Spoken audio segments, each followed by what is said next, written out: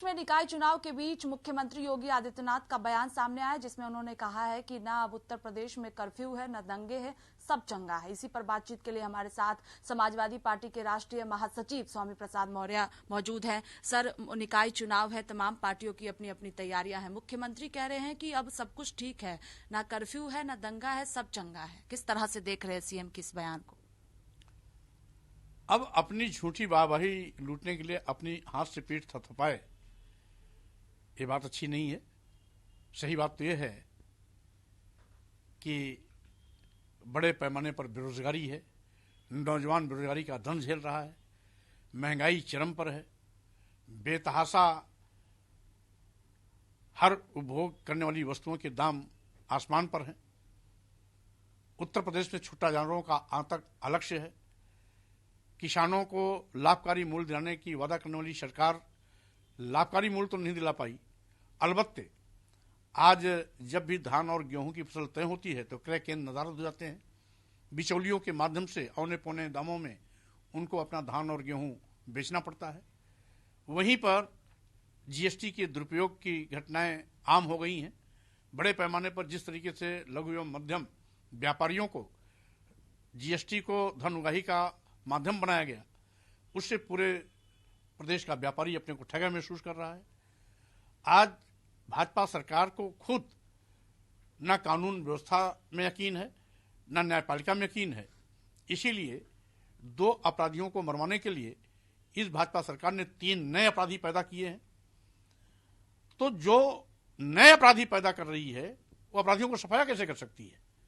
तो स्वाभाविक रूप से आज भाजपा सरकार में सब कुछ हवा हवाई चल रहा है। और साथ ही साथ इससे बड़ा मजाक क्या होगा कि जिस देश में हिंदू मुस्लिम सिख ईसाई सब हैं, आपस में भाई भाई की बात चलती थी, पंथनिरपेक्ष धर्मनिरपेक्ष भारत की कल्पना हमारा भारतीय संविधान करता था, उसी भारतीय की संविधान की शपथ लेने वाले लोग संवैधानिक पदों पर बैठ करके हिंदू राष्ट्र की मांग कर देश को बंटवारे की ओर ले जाने की कोशिश कर रहे हैं। तो स्वाभाविक रूप से आज संवैधानिक व्यवस्थाओं के साथ एक सरकार खिलवाड़ कर रही है। यहां तक कि अनुसूचित जात, अनुसूचित जनजात और पिछड़ों के आरक्षण को खत्म कर रही है। जातवार गणना से सरकार कतरा रही है। सरकारी विभागों को अपने चहेते उद्योगपतियों के हाथों में औने पौने दामों में बेच रही है। नौजवानों को हमेशा हमेशा सरकारी नौकरियों से वंचित करने का पाप कर रही है। तो स्वाभाविक रूप से इतने सरकार के असफलताओं का ब्यौरा है कि उसको रखना कम समय में उचित नहीं लगता। लेकिन फिर भी सरकार अगर झूठी वाहवाही लूटने के लिए पीठ थपथपा रही है तो उसे मुबारक। लेकिन देश में क्या हो रहा है, प्रदेश में क्या हो रहा है, जनता के ऊपर क्या बीत रही है, सब देख रहे हैं और सब समझ भी रहे हैं। लेकिन योगी आदित्यनाथ ये भी कह रहे हैं कि इससे पहले की सरकार में दंगे होते थे, उत्तर प्रदेश में कर्फ्यू लगता था, यानी सीधे तौर पर समाजवादी पार्टी को निशाने पर ले रहे थे। जब भाजपा विपक्ष में रहती तभी दंगे क्यों होते हैं? इसका मतलब है कि भाजपा सरकार में आने के लिए दंगा कराती है और जब सरकार में आती है दंगा अपने आप बंद हो जाते हैं, क्योंकि वही लोग सरकार में आ जाते हैं। अभी अभी पिछले 15 दिन पहले पश्चिम बंगाल में, बिहार में, छत्तीसगढ़ में, जहां भाजपा सरकार नहीं है, क्या नंगा नाच हुआ? इस पर भाजपा बोलेगी, तोहमत देती है प्रदेश की सरकारों पर।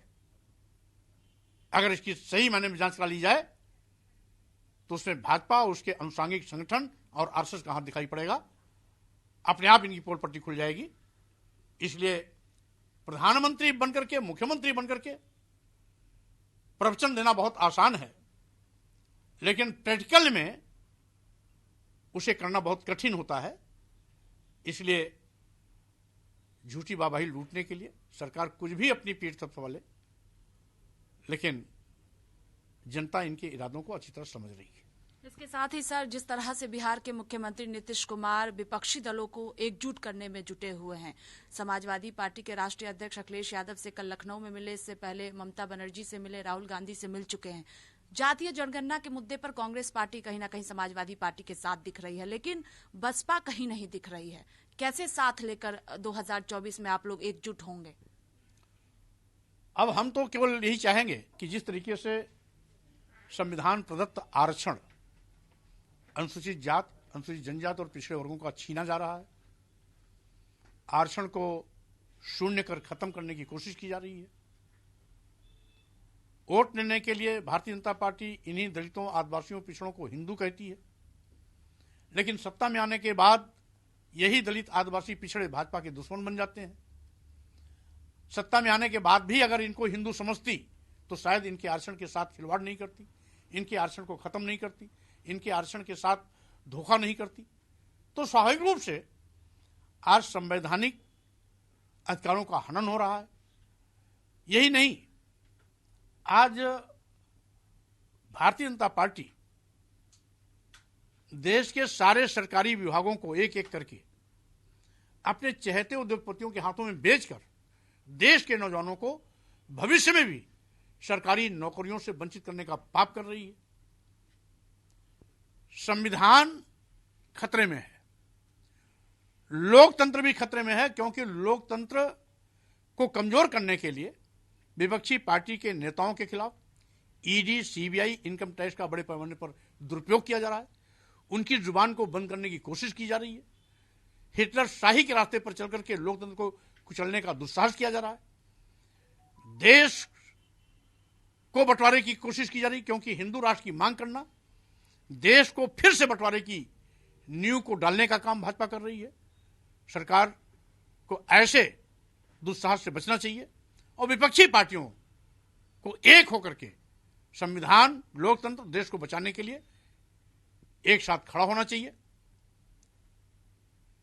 बहुजन समाज पार्टी के नेताजी को भी देश के आदिवासियों, दलितों, पिछड़ों के खत्म किए जा रहे आरक्षण को देखते हुए उनको संविधान बचाने की बात करनी चाहिए, लोकतंत्र को बचाने की बात करनी चाहिए, देश को बचाने की बात करनी चाहिए, क्योंकि देश, लोकतंत्र, संविधान से बड़ा कोई नहीं हो सकता है। इसलिए सभी नेताओं को अपना ईगो छोड़ करके देश हित में, संविधान हित में, लोकतंत्र के हित में एक साथ आना चाहिए। तो आप लोग बातचीत करेंगे बसपा प्रमुख से, चूंकि लगातार निशाने पर लेती रही है समाजवादी पार्टी को, कई बार सवाल उठाया है मायावती ने। ऐसे में आसानी होगा कि मायावती को भी 2024 में साथ लेकर आप लोग चले? अब सुश्री बहन मायावती जी स्वयं उत्तर प्रदेश की 4 बार मुख्यमंत्री रह चुकी हैं। हम समझते हैं उनको स्वयं इस बात के लिए पहल करनी चाहिए।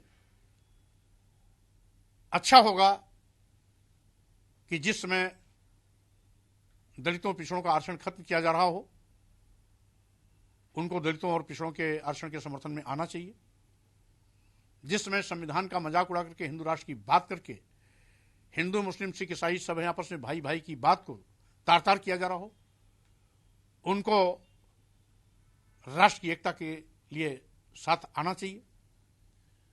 लोकतंत्र को कुचलने के लिए जिस तरीके से ईडी, सीबीआई और इनकम टैक्स का दुरुपयोग किया जा रहा है, लोकतंत्र को बचाने के लिए भी उनको बड़ा दिल करके विपक्षी नेताओं के साथ हाथ मिलाने के लिए पहल करनी चाहिए।